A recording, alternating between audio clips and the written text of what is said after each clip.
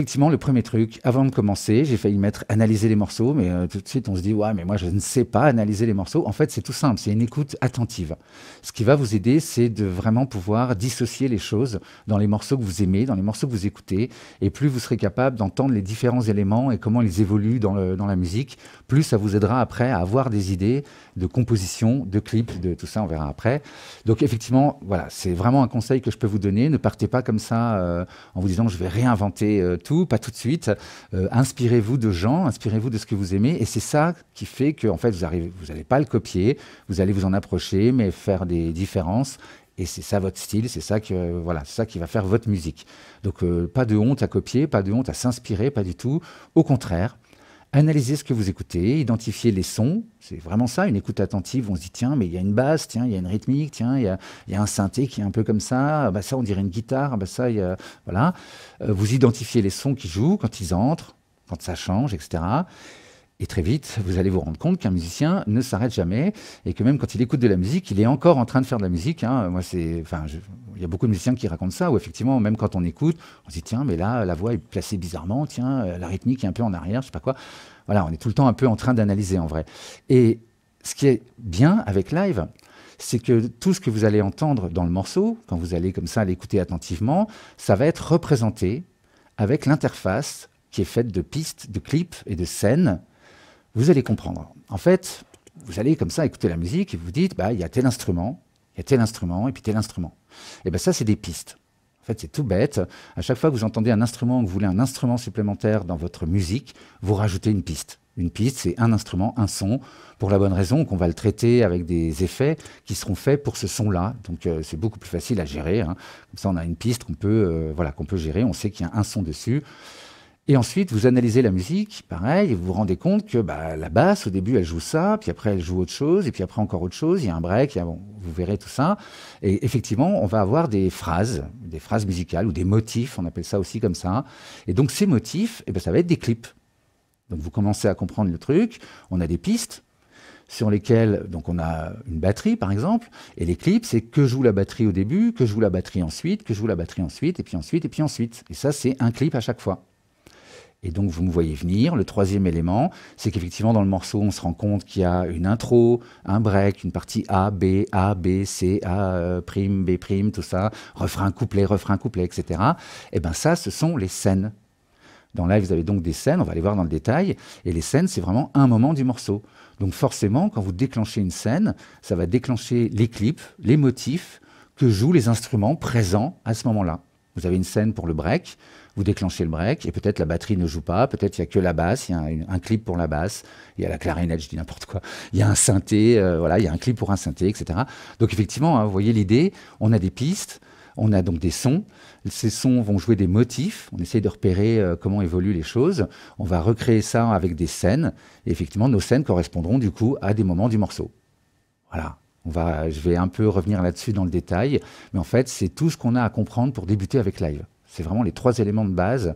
Après, il y a effectivement peut-être un peu de culture musicale ou de théorie musicale, mais je vais avoir un double discours, là, je vais être un peu schizophrénique, parce qu'en vrai, bien sûr que c'est bien d'en connaître le maximum, mais on peut débuter avec quelques éléments de base. Là aussi, Live est bien fait, c'est-à-dire que les éléments un peu théoriques, placement de notes, harmonie, tonalité, tout ça, vont être simplifiés dans Live. Je vous montrerai les outils.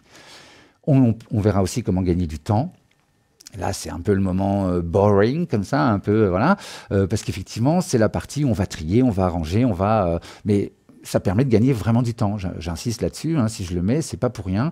Ça aurait été plus fun de vous montrer que des choses un peu compo, on crée des rythmiques, des choses, des basses et tout. Mais effectivement, c'est très important si vous voulez vous simplifier la vie, si vous voulez pouvoir créer facilement, voilà, sans perdre des idées, tout ça. Bonjour, il y a des gens qui disent bonjour, salut maître, c'est un petit peu trop.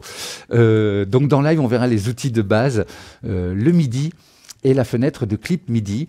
Effectivement, vous verrez. Alors, vous inquiétez pas si vous comprenez pas quand je dis MIDI, on ira voir dans le détail.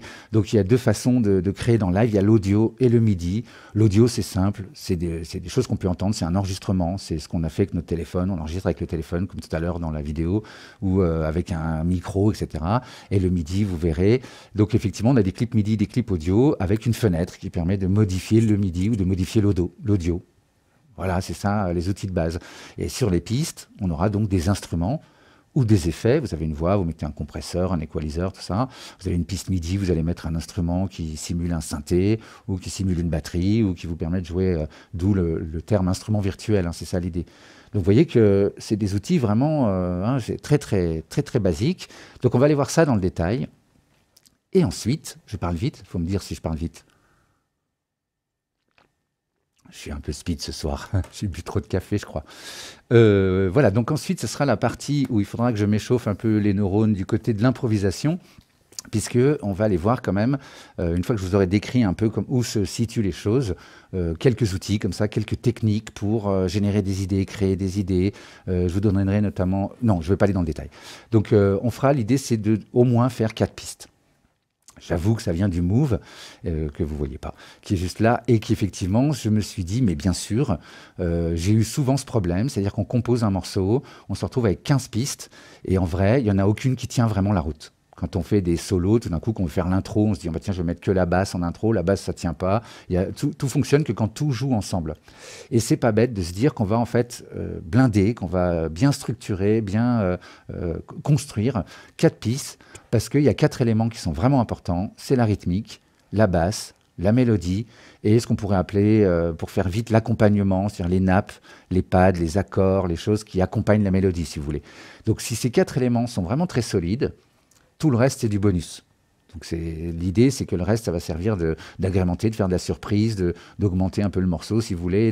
Voilà. Mais en fait, on a une base bien solide. Il en faudra 2, mais on en reparle plus tard. On verra aussi qu'il faut privilégier le feedback. C'est souvent un truc que j'ai vu chez des débutants, c'est qu'on part bien en tête avec une idée de basse. On se dit, tiens, j'aimerais bien que la basse fasse je sais pas quoi. Et puis, on essaye de la reproduire, on la joue, tout ça. Et en fait, on ne choisit pas toujours le son qui correspond à ce qu'on a joué.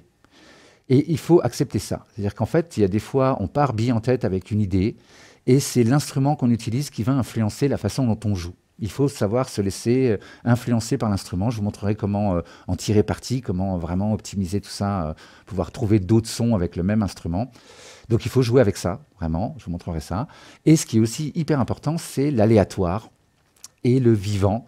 C'est-à-dire qu'on a des grooves, on a la possibilité de jouer avec les vélocités, de jouer. Donc souvent, quand on compose, on s'occupe des notes, on s'occupe du placement. C'est déjà beaucoup, hein, ce que je vous disais au début, il y a beaucoup de choses à faire.